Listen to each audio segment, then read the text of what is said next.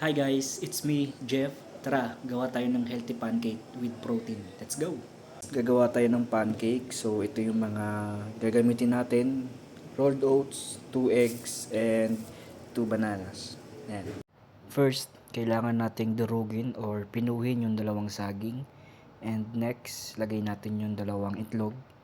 And last, yung rolled oats. Bali, ang gagawin natin, imimix lang natin siya guys.